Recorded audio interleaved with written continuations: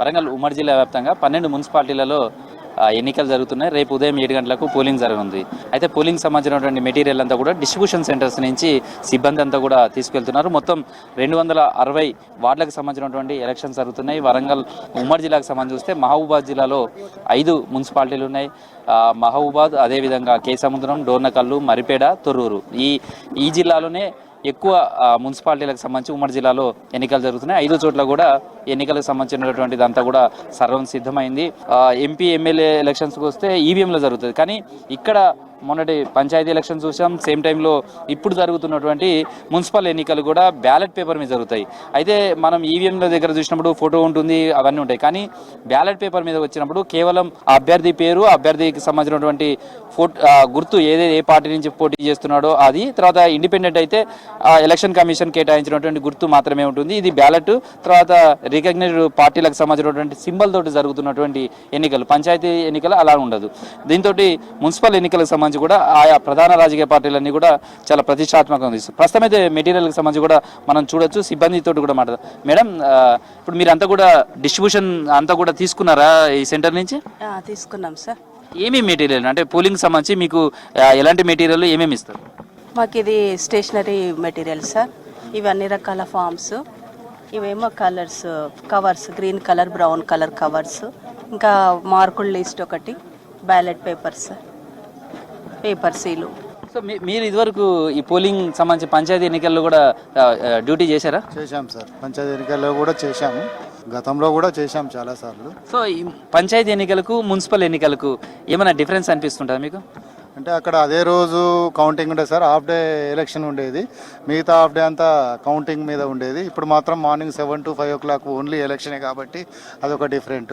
And panchayat ఎలక్షన్లలో party symbolised కాదు, ఇక్కడ మాత్రం పార్టీతో ఉన్న సింబల్స్ కాబట్టి ఇవి కొద్దిగా లిస్టులు కానీ ఇవి కానీ కేర్ఫుల్గా మనం ఇక్కడ చూడవలసి వస్తుంది. అంటే అది కూడా ఓకే, కానీ అక్కడ పార్టీ సింబల్ లేదు, ఇక్కడ పార్టీ సింబల్ ఉంది.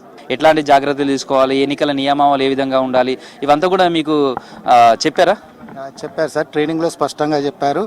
రూల్స్ అండ్ రెగ్యులేషన్స్ ఎలా ఉండాలి, మనం పోలింగ్ బూత్లో ఎలా ఉండాలి, వచ్చినటువంటి ఏజెంట్లకు ఎలాంటి ఫామ్స్ ఇవ్వాలి, వాళ్ళని ఎలా అలౌ చేయాలి, మనం ఉన్నటువంటి టైంలో కూడా ఎలా డిసిప్లిన్గా ఉండాలి, ఓటర్లను ఎలా మనం వరుస క్రమంలో పిలవాలి, ఓటర్ లిస్ట్ను ఎలా ఐడెంటిఫై చేసుకోవాలి, క్యాండిడేట్స్ను ఏమైనా కనుక అక్కడ ప్రాబ్లమ్స్ వస్తే ఛాలెంజ్ ఓట్స్ కానీ ఇలాంటి ఓట్స్ వచ్చినప్పుడు కూడా ఎలా మనం మార్కౌట్ చేయాలి, మనం దాన్ని ఎలా చేయాలి అనేటువంటి వివరంగా క్లియర్గా మాకు ఎక్స్ప్లెయిన్ చేశారు.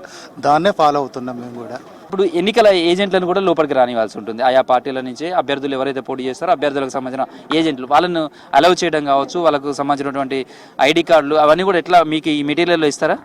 ప్రతి ఒక్కటి సార్ మనకి ప్రొవైడ్ చేశారు. సో దాని ప్రకారం ప్రతి ఒక్కరికి వచ్చిన ఏజెంట్లకి ఒక్కొక్క పార్టీకి సంబంధించిన ఏజెంట్లకి కంపల్సరీ ఇవ్వాల్సి వస్తుంది సార్. సో ఇదివరకు ఎలక్షన్స్కు చేశారా? మీకు ఆ ఎలక్షన్స్ అప్పుడు ట్రైనింగ్ ఇచ్చినప్పుడు కానీ ఈ ఎలక్షన్స్ ట్రైనింగ్ ఇచ్చినప్పుడు ఇంకా ఏమైనా అడిషనల్గా సూచనలు చేయడం అట్లాంటివి ఏమైనా చేశారా? అడిషనల్గా అంటే సార్ ఇది కొంచెం ప్రత్యేకంగా తీసుకుంది సార్ గవర్నమెంట్ కూడా. సో ఇదేంటంటే మనం ఒక సిస్టమేటిక్గా చేయాలి సార్ ఇది. సో ఎట్లా ఉంటుంది అర్బన్ ఓటింగ్కు పంచాయతీ ఓటింగ్ చాలా డిఫరెన్స్ అనిపిస్తుంటుంది కదా. ఇప్పుడేమో మీకు సాయంత్రం వరకు ఓటు వేయడానికి అవకాశం ఉంటుంది, అప్పుడేమో ఉదయం పూటే వచ్చి ఉంటుంది రూరల్కి. గతంలో ఎలక్షన్స్ డ్యూటీలో ఉన్నప్పుడు ఈ డ్యూటీకి ఏమైనా తేడా అనిపిస్తుంది? ఎట్లా ఉంటుంది? ఇంతకుముందు ఉన్న పంచాయతీ ఎలక్షన్స్లో వచ్చేసి మార్నింగ్ నుంచి వెళ్ళి మధ్యాహ్నం వరకే ఉండేవి. ఆ మధ్యాహ్నం తర్వాత లంచ్ తర్వాత కౌంటింగ్ ఉండేదండి. ఇప్పుడు అలా కాకుండా మార్నింగ్ 7 నుంచి స్టార్ట్ అయ్యి ఈవినింగ్ వరకు ఉంటుంది కాబట్టి, ఈవినింగ్ 5 వరకు ఉంటుంది కాబట్టి ప్రతి ఓటర్ని మేము జాగ్రత్తగా చూడాలి. మళ్ళీ వాళ్ళు తీసుకున్నటువంటి బ్యాలెట్ పేపర్స్ కూడా సరిగా చేశారా లేదా, మళ్ళీ దాంట్లో బ్యాలెట్ బాక్స్లో వేస్తున్నారా లేదా అనేది కూడా జాగ్రత్తగా చూసుకోవాల్సిన అవసరం అయితే ఉంది ఈ టైంలో. ఈ పెన్నును యంగ్స్టర్ ఓటర్స్ ఏదైతే ఎంపిక చేసినటువంటి మోడల్ పోలింగ్ కేంద్రాలు ఉన్నాయో ఆ పోలింగ్ కేంద్రాల దగ్గరికి మనం వచ్చేటువంటి ఓటు వేసేటువంటి యంగ్స్టర్ ఓటర్స్కు ఈ పెన్నులు ఇవ్వాలనేది కూడా డిసైడ్ చేశారు. ఈ పెన్నులను కూడా ఇవ్వడం చేస్తారు. ఎందుకంటే పంచాయతీ ఎన్నికల సందర్భంగా కూడా green polling station model polling కేంద్రాలలో దాదాపు 95% ఎబో ఓటింగ్ శాతం నమోదైంది.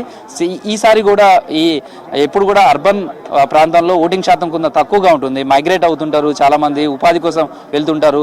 కాబట్టి ఇక్కడ కూడా పోలింగ్ కేంద్రాల కేంద్రాల దగ్గర ఓటింగ్ శాతం పెంచాలి అనే దానికి ప్రయత్నాల్లో ఇవంతా కూడా భాగం. ఇలా పెన్ను తర్వాత ఒక వాళ్ళకు రిస్ట్ బ్యాండ్ కూడా ఇవ్వబోతున్నారు. అది కూడా వాళ్ళను అవేర్నెస్ తీసుకురావడం, అంటే మేము ఓటేసాం మీరు కూడా ఓటు వేయండి, ప్రభుత్వం ఇలా సూచనలు చేస్తుంది, ఈ విధమైనటువంటి ప్రోత్సాహం అందిస్తుంది అని ఒక మోడల్ కొన్ని పోలింగ్ కేంద్రాలు ప్రతి మున్సిపాలిటీలో 2 పోలింగ్ కేంద్రాలను ఈ విధంగా ఎంపిక చేసి అక్కడ మోడల్ పోలింగ్ కేంద్రాలలో ఇలా పెన్నులను యంగ్స్టర్ ఓటర్స్కు అందించి వాళ్ళని ప్రోత్సహించి ఓటు వేసే విధంగా కూడా ఒక ప్రయత్నాలు అయితే చేస్తున్నారు. మొత్తంగా రేపటి పోలింగ్ కోసం అయితే ఓవైపు అధికార యంత్రాంగం అంతా సిద్ధమవుతుంది. వరంగల్ ఉమ్మడి జిల్లాకు సంబంధించి 12 మున్సిపాలిటీలకు సంబంధించినటువంటి 260 వార్డులకు సంబంధించినటువంటి బరిలో ఉన్న 1073 మంది అభ్యర్థుల భవితవ్యాన్ని తేల్చేందుకైతే ఓటర్లు రేపు సిద్ధమవుతున్నారని చెప్పుకోవచ్చు. Video journalist Dashrath, Krishnamohan, V6 news, Warangal.